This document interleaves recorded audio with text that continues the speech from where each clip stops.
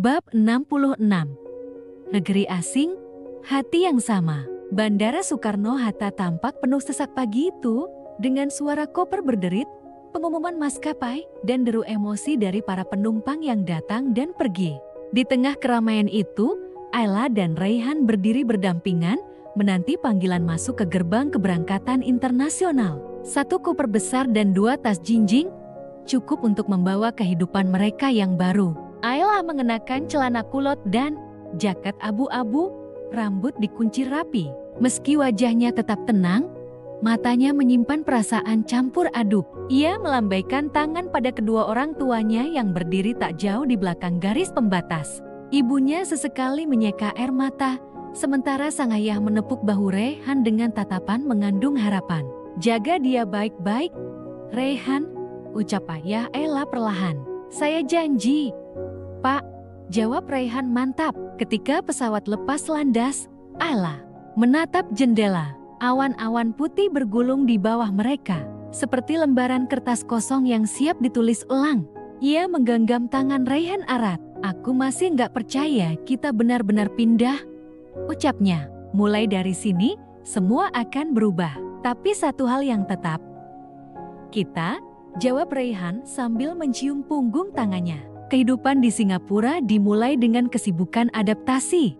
Mereka tinggal di apartemen kecil di kawasan Tanjung Pagar, modern, nyaman, tapi tetap terasa asing.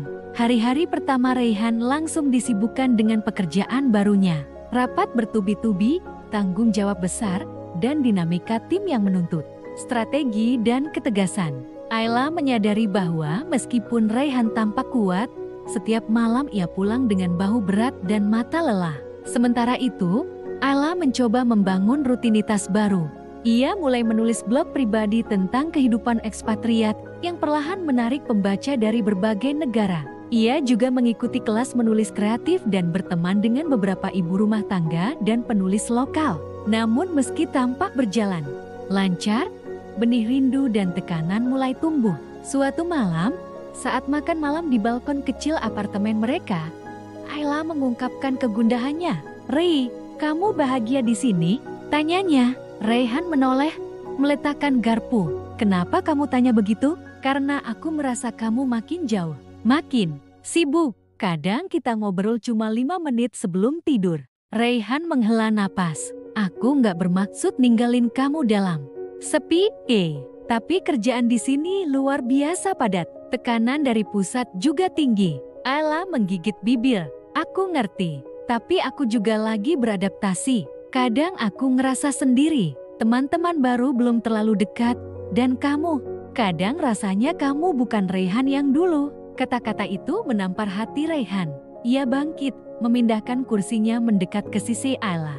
"Aku minta maaf, aku terlalu fokus pada pekerjaan, sampai lupa bahwa kamu juga butuh ditemani." Ayla mengangguk. "Pelan, kita pindah ke sini untuk hidup bareng, bukan hidup berdampingan tapi terasing." Raihan memeluknya. "Mulai sekarang, aku janji akan jaga keseimbangan. Kita bisa atur waktu libur khusus, jalan-jalan, atau sekadar ngobrol di taman."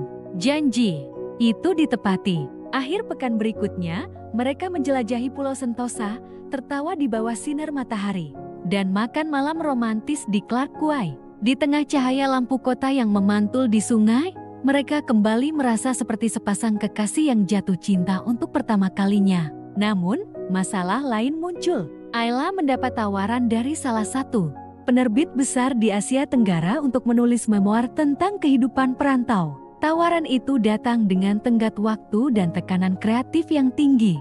Ia harus memilih tetap santai menjalani blog dan kelas menulis, atau mengambil risiko untuk kembali ke dunia profesional dengan tantangan besar.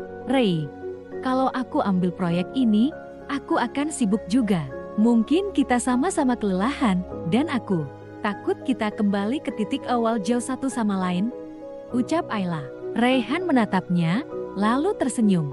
"Aku lebih takut kamu berhenti jati dirimu sendiri. Kalau itu impian kamu, kejar. Aku akan dukung, sama seperti kamu dukung aku." Ayla menatap Raihan, matanya berkaca-kaca. "Terima kasih, aku akan coba. Tapi janji satu hal." "Ya, apa?" Kita nggak boleh lupa kenapa kita datang ke sini.